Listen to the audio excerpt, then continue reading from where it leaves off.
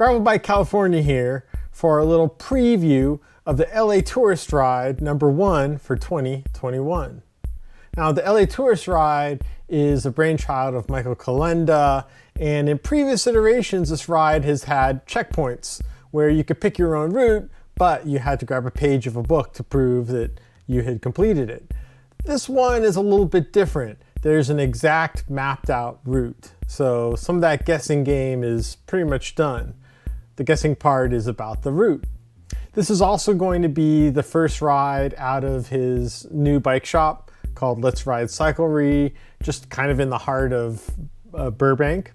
Another key feature of the other rides is that they have always gone into the San Gabriel Mountains. So this one is no different, so let's have a look. So the course is 74-ish miles, 8 to 10,000 feet depending on which ride app you go by. I say guess a little bit higher because when they give you 10,000 feet, that doesn't count the dirt. Dirt always adds a lot of extra strainage. So I would predict this is like about a 12,000 mile ride if you were on a road bike. The ride itself starts out of Let's Ride Cyclery, which is just on Hollywood Way and is very close to Porto's. So if you're looking for a post-ride meal, you could stand in line with the other people. But the other note with that is parking is a little bit impacted. So if you're driving here, you might have to find a spot here in the residential streets or more towards Chandler. Chandler also connects to the Red Line station. So if you're taking transit, it's only about 2-3 miles to the west. Heading up Hollywood Way is going to be quite a warm-up. Basically because the lower part, there is no bike lanes. So a lot of people are rushing to get to the airport. So you'll be probably going a high pace until you kind of go underneath this underpass where there is a bike lane. But once again, people are in a pretty big rush. So be prepared to deal with some high-speed traffic. The good news is once you merge onto Glen Oaks, it's a bike lane for about a couple miles, very easy to get through and not too hard at this very crazy intersection to miss the turnoff while you'll quickly go on to Tuna Canyon. Now, Tuna Canyon is going to be your first climb of the day. It's about 5 miles. The lower half is pretty flat with a little bump here, but right where the dot is, it picks up. It's about 7-8% most of the way up. It gets a little bit windy at the top, but it'll be your first gut check of the day. If you're having trouble with this, then I don't think the whole ride will be for you. Continuing on, you hit a T. It's not too hard to miss the turn onto Tujunga Canyon. This part, it's a little sketchy sometimes too, with drivers coming fast around that corner, but it's a short little bit. Now, next spot I'm highlighting here is the 7-Eleven. And why is that important? Well, the biggest thing about this ride is water management. You could look at the other courses and debate which one is tougher, but I think this is actually the hardest one to plan for because you're going your biggest, longest, hardest stretch without water, over 50 miles. And I'll break that down as we go along. So please, this is only mile 12, but you better be fully stocked at this point because you may not have another chance to get water again for hours. Going through the Sunland Tujunga neighborhood, you wiggle your way up to Hayes Canyon, which actually continues up here to Mount Lukens. But for today, taking a turn along the Graveyard Truck Trail. This is going to be your first part of dirt. It's a little over 2 miles, pretty flat. You'll really knock this off. One thing to look for as you're going around this corner, the ET house backs right into the trail. So I wish it was on the front side so we can take some pictures, but the Graveyard Truck Trail spits you out onto Big Tujunga Canyon. This is going to be where you get your climbing in. Now, The start is relatively flat, a couple rollers as you begin, but it's good to knock off the first few miles. But then things get a little bit serious, the pitch comes up, and I always use this concrete house as a wake-up call that things are not going to get much easier. They built this concrete house so it wouldn't burn down from another fire.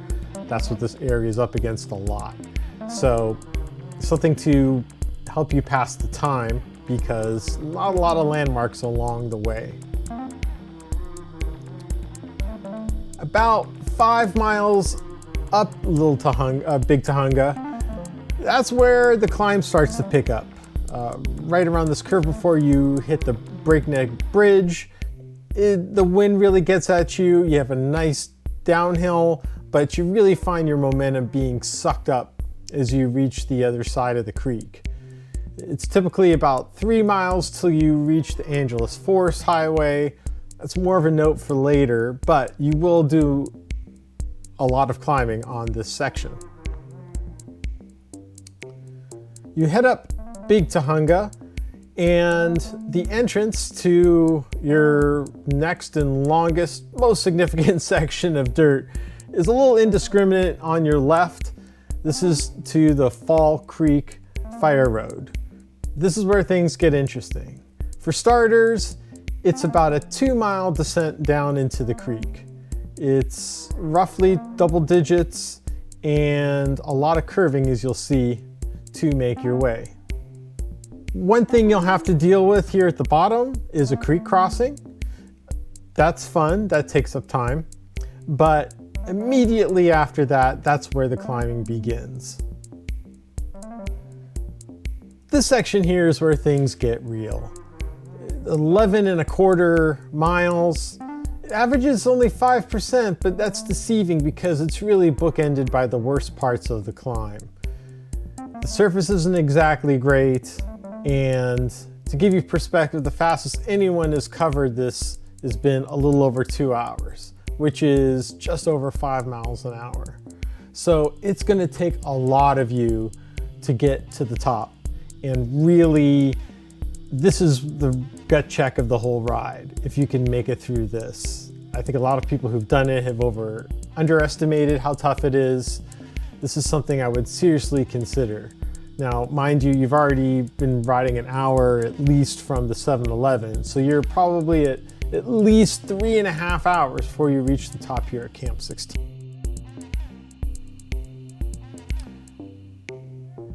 Now, when you reach Camp 16, this is where you have a choice.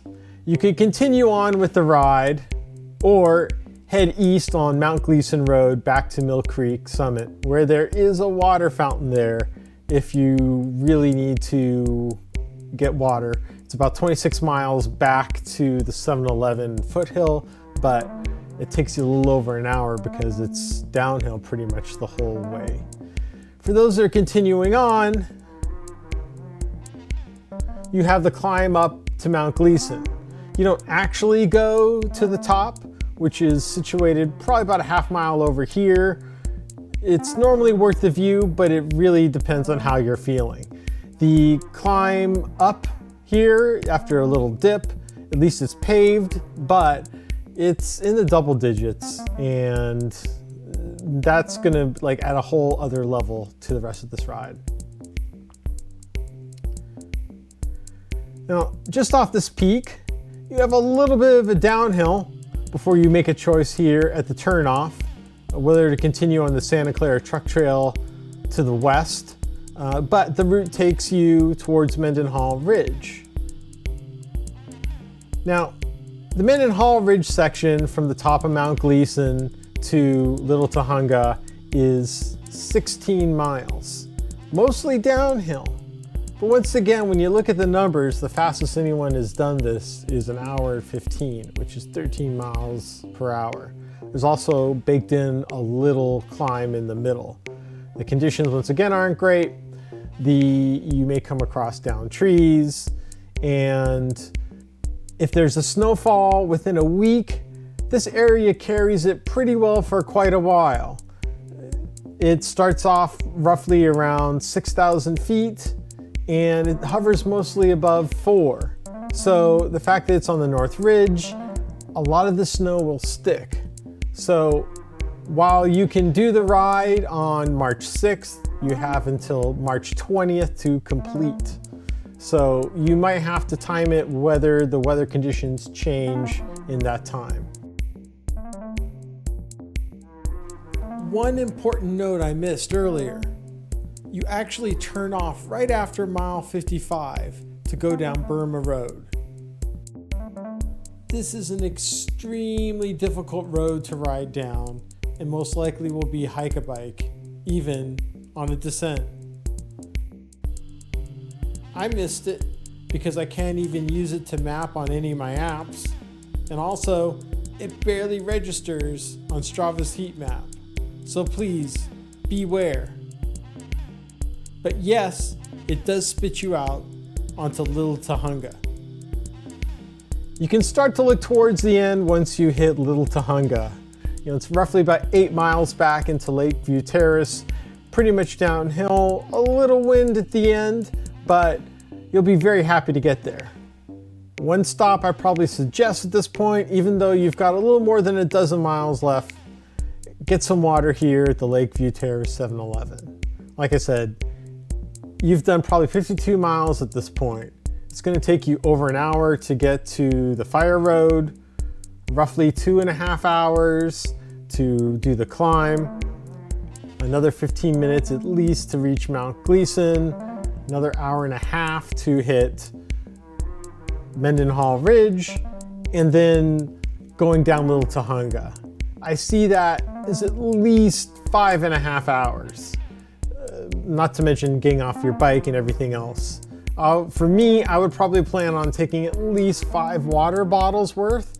Fortunately from here, it's a pretty easy straight shot on the way back. You make your way over to Glen Oaks again. It's a short little climb just before Hanson Dam.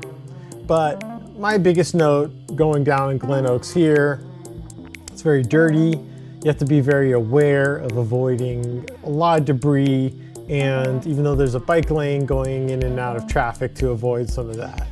But from here, it's a pretty easy straight shot back. If you plan on doing this ride, it's very apparent that this is going to be a whole day affair. It'll also be a whole week affair in terms of how much your body is dealing with this. So LA Tourist Race number 1, it's going to be a whopper. If this is your first time ever doing a trek like this, I would just consider doing part of it, having a couple fallback plans. If you are experienced, please consider finding other ways out just in case. That's always a good note no matter what ride you do. So good luck with the LA Tourist Race, and please let us know how it goes.